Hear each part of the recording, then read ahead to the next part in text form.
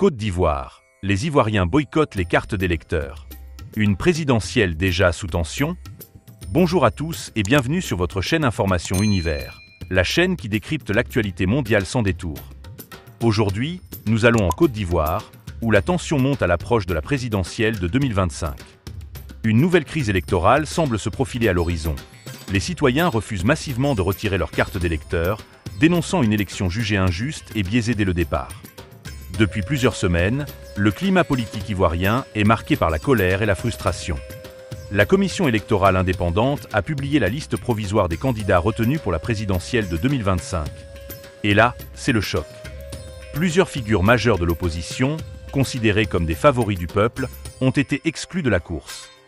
Parmi ces exclus, on retrouve des personnalités influentes et historiques du paysage politique ivoirien, accusant le pouvoir en place de manipuler le processus électoral pour écarter toute véritable concurrence.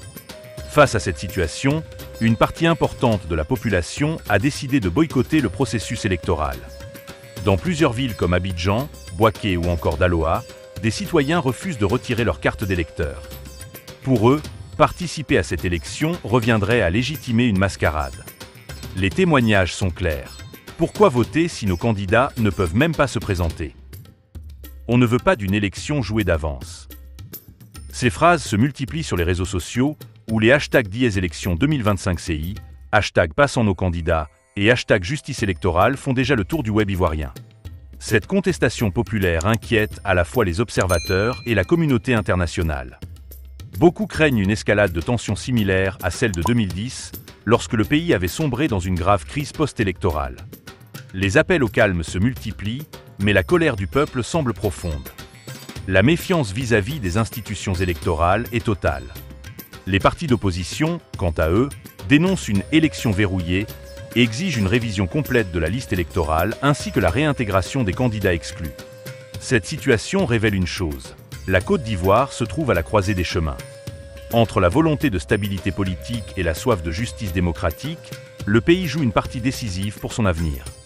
Si rien n'est fait pour rétablir la confiance, les élections de 2025 risquent d'être marquées par une abstention record, voire des mouvements de contestation de grande ampleur. Les yeux du monde sont tournés vers Abidjan. Les Ivoiriens réclament simplement une chose: une élection juste, transparente et inclusive. La question que tout le monde se pose maintenant est simple. Le pouvoir écoutera-t-il la voix du peuple? Ou ira-t-on vers une nouvelle crise politique en Côte d'Ivoire? Et vous, qu'en pensez-vous? Est-ce une réaction légitime du peuple ivoirien ou un risque de blocage pour le pays? Dites-le moi dans les commentaires, je lirai vos avis avec attention. N'oubliez pas de liker, partager la vidéo et vous abonner à Information Univers pour ne rien rater des actualités brûlantes d'Afrique et du monde.